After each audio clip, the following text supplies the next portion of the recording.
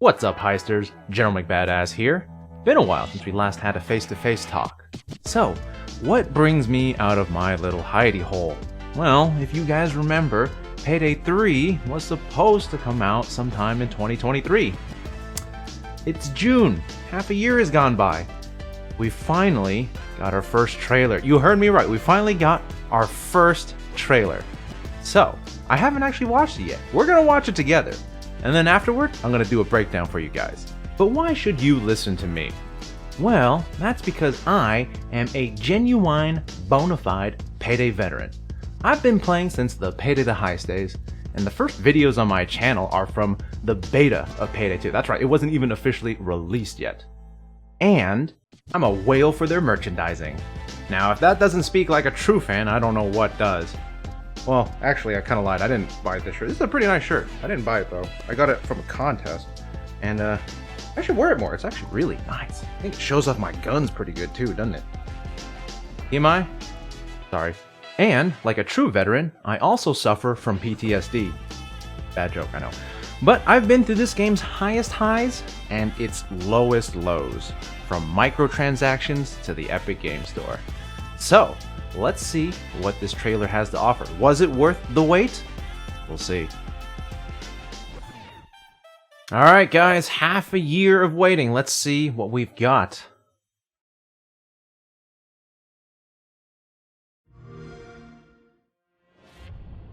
Alright guys, it's a simple job.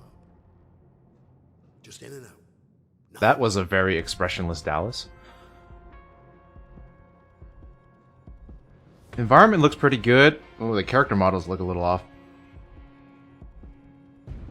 Ooh, oh. Okay. If there's one thing Overkill has done pretty well, it's they've had some pretty good editors for their shorts and stuff. Let's see. Oh. What is that? What was that what is that animation? That looked awful. Oh, it's an even taller sentry turret. Oh, they're sliding. There's gun skins! My god. I can't believe they're promoting gun skins in their freaking trailer.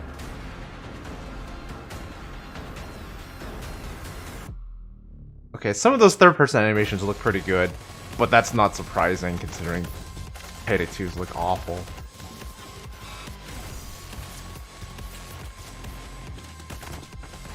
Vaulting, sprinting, and sliding is gonna be, yeah, there's gonna be a lot of that. Ooh, cloaker.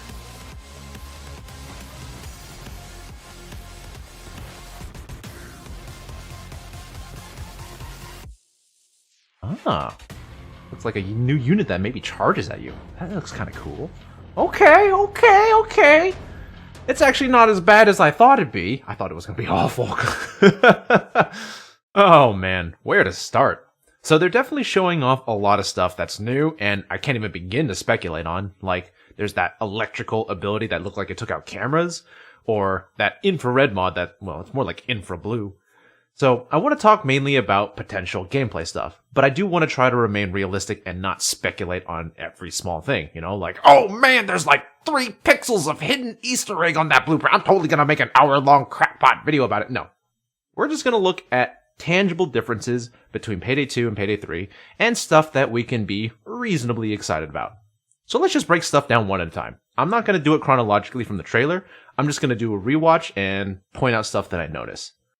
So what I was laughing at, and I realized that my webcam was in the way of the actual trailer, so here's some more footage without me in the way, but this was the holding up animation they were doing. Wow, it just looks goofy. I mean, the guy looks like a dead plastic doll being held in your hands. And your arm, there's definitely a lot of clipping going through that model. That said, I want to try not to nitpick too much on the animations and graphics. You know, I don't think this trailer looks the best, but really gameplay is the most important part. And this does inspire some confidence, I suppose. In the latter half of Payday 2, we've all but abandoned the actual heisting roleplay in favor of arcade, shoot-'em-up FPS. A control ability where you can walk a hostage around brings a slew of gameplay potential. Does that mean that we can move hostages without having the jank AI to try to follow us? Can we use them as meat shields when going loud? What if we hold them up too long? Can it be used in stealth? If we're having skills similar to Payday 2, this is totally a mastermind skill. But now that I mentioned it, stealth is another thing I'm a little bit concerned about. They didn't show any aspect of stealth in this trailer. The stuff at the start seemed more like the control phase of a loud mission. The idea of a thematic heist done in stealth has all but been abandoned for the Metal Gear Splinter Cell style of just not being seen, From a gameplay standpoint, I get that it's harder to balance, but I'd really like to see if stealth actually became more robust, had more mechanics, much like you would see in real heist movies. But, there's no use speculating on what could be, so let's move on. There is a very short clip of a double-barrel shotgun shooting 3 times. And while it got a good laugh out of me, any Payday fan knows that there's plenty of skills that give you infinite ammo or multiple shots before you have to reload. It's just a natural part of the gameplay. However, I think this is a horrible decision to put this particular clip in the trailer where a lot of fresh eyes are going to see it and people are just going to think that this game has no attention to detail because you shot 3 times with a frickin' double-barrel shotgun. They also really made it a point to show off that Hoxton in particular, not any of the other characters, and especially not Houston, is going to be part of the main 4 again. So I guess every Hoxton fan out there, rejoice. One thing I liked in the trailer is that they displayed cloakers having a bit more maneuverability. One specific section shows the cloaker running up against the wall before trying to kick down one of the players. Cloakers, they used to be really unique in this game because they can come from anywhere, hide behind doors, on top of vents, under random furniture, and it was just a really fun aspect of the gameplay. This trailer made me realize that in the past few years, Overkill actually decided to stop designing cloakers in this way. They just kind of spawn in like the rest of the units and don't do anything special anymore. Cloakers, stealth, seems like there's a lot of stuff Overkill abandoned when Payday 2 started getting older.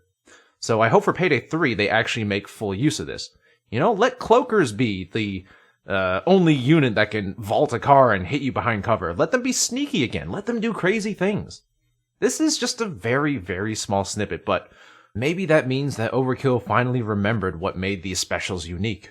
So while we're here, let me address one of my pet peeves, and I'm sure a lot of people's pet peeves, with modern gaming. Every modern shooter has to have sliding, vaulting, advanced movement. Now, I'm not saying I'm against having it. I'm against it being added when they don't serve a purpose. I mean, this is a PvE game. You're not really playing PvP and you're not trying to juke other players out. So I don't know how to feel about this yet because maybe it could be effective if they actually put some thought into it. Otherwise, it would be more or less just a useless addition. One thing I thought of is maybe they can incorporate skills or dodge mechanics when sliding, right? That makes sense in my head because in Payday 2, you dodge when you sprint. Maybe you get another bonus when you're sliding. Another thing is that currently there's lots of waist-high objectives you have to climb, and in the game, that can be extremely awkward if you can't jump at just the right angle or get just the right amount of height.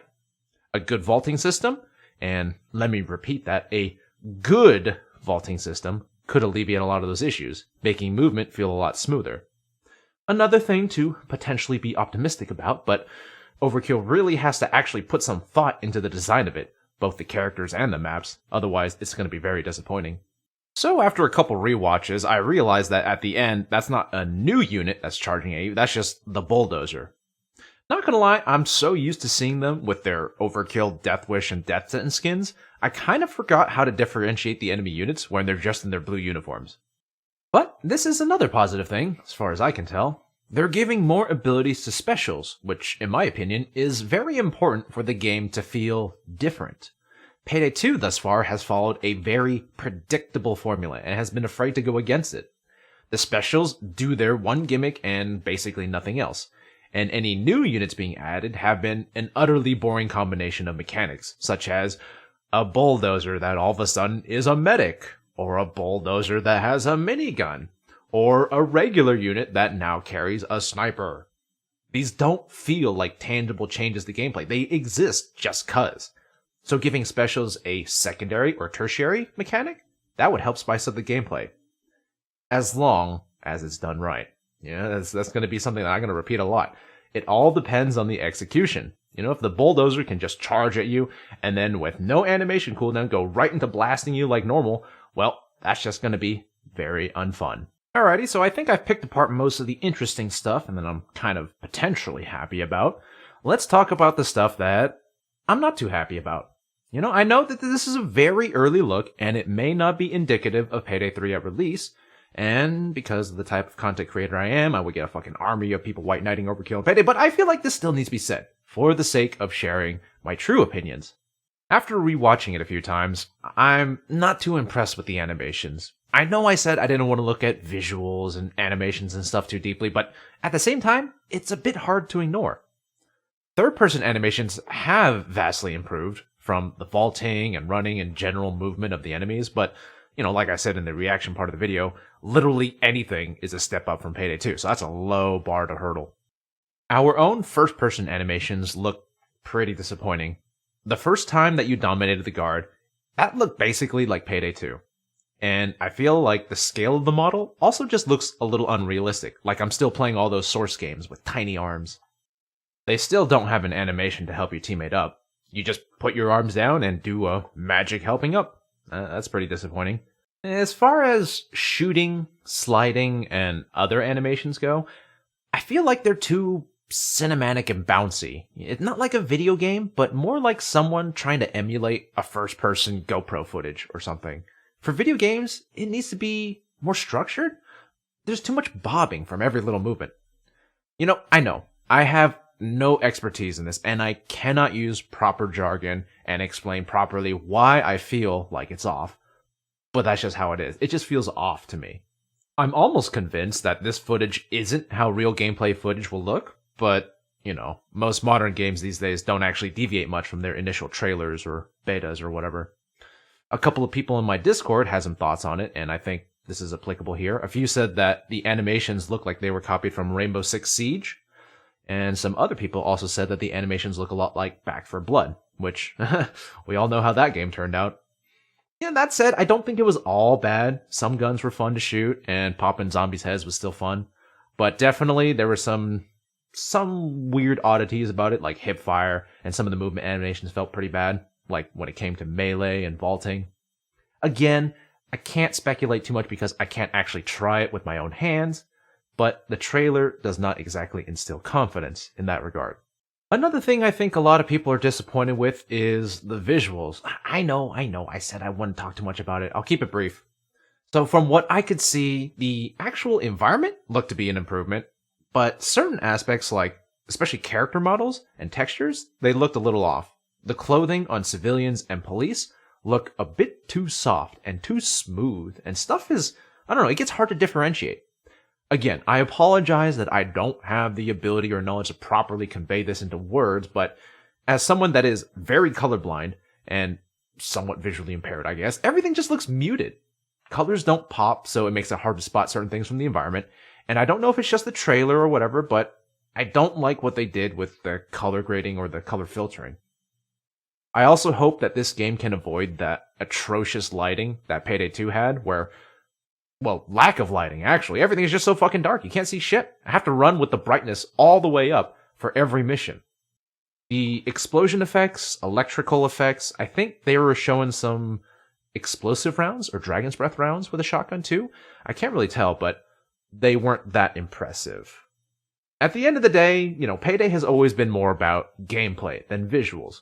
But improved visuals would certainly help to make it feel like a proper sequel game, as opposed to just having it feel like Payday 2.5 or something. And finally, let's talk about the controversial stuff. Yep, there's a couple of them. So first off, in the goddamn trailer, they showed off weapon skins. I mean, you couldn't even wait till the game was released before you started advertising weapon skins and microtransactions and stuff. Oh, but Jen, what if you can earn this skin through gameplay? Bullshit. Just look at Payday 2 now. How many skins and DLCs and microtransactions that vastly outweigh the free cosmetics? It's not even just Payday. No game company treats the consumer fairly on this front anymore. There's bound to be a rotating shop to induce FOMO, or fear of missing out. The shop is bound to have more consistent updates and work more consistently than the game ever will. And the prices will be awful. It's not just Payday. That's just the gaming industry as a whole right now. And I really did not expect it to be different for Payday 3. But the fact that they went out of their way to advertise and show us blatantly that there's a weapon skin there, it's all fancy, it's just infuriating. So, by now, I think it's well known, but for the people that are unaware, there was apparently a Steam leak that showed in-game currencies being used for Payday 3's microtransactions. Yeah, we all knew it was going to happen. It was always bound to happen. Of course, it's a leak, take it with a grain of salt, yada yada, but, I'd be much more surprised if that didn't happen than if it did. Now, the second big controversial topic, the second one, is the pricing for the game. Payday 3 is going to be sold for $40. Oh, now wait a minute, Jen. That actually sounds like a great deal when so many games are coming out 60 or more. You're not wrong. But that's not the bad part. The bad part is now there's a Payday 3 pre-order edition, a silver edition, and a gold edition. The pre-order edition is the $40 that I was talking about. The silver is $70, and the gold edition is $90. Oh, this is United States dollars, by the way. So here's the graphic of the Payday 3 Steam page that shows you what you get. It's hard as balls to read because it's really low resolution, so I'll just list it out. In the silver and gold editions, you get additional cosmetics, 3 days to play early, a 6-month season pass, which promises 2 heists, suit skins, and weapon DLC. For the gold edition, however, it promises instead a 1-year season pass that is supposed to have 4 heists, suit skins, and weapon DLC. So, we can already see the game's service model in full motion. Instead of games being released, full of content, they're just being split up so they can release stuff in the future for extra money and call that a service. And this is on top of having what will probably be egregious microtransactions. Again, am I surprised? No, it's all too common in today's economic landscape for video games, and Payday 2 was treated very similarly, so I definitely expected Overkill to do this for their third game as well. However, it really is up to you to decide if you're okay with that. Are you okay with paying that money, or do you just want to buy the base game and be happy with that? You'll probably know that you're not getting the full thing. Don't let the FOMO get to you. And for me, well, I don't really have a choice in the matter. Still, it does not make me happy, and I think we can all agree it's a pretty shitty practice. Well, that about covers it. I feel like I talked my head off. So, what about you guys? What did you think about the trailer? Was there anything you noticed that I missed? There probably is. I'm as blind as a bat and I'm getting old now. I'd love it if you guys could share in the comments. And as for me, I know that you guys don't like me being a negative Nancy, so I tried to look at as many positives as I could. Honestly though, it's still too early to make any real judgment, and we'll have to wait for more news, more gameplay footage, anything before getting a chance to form a better opinion. Hopefully, it won't take them another half year before they do so. I mean, the game is supposed to come out in September. But, you ask me, I bet there's going to be delays. Going to be pushed back to October, November. You heard it here first!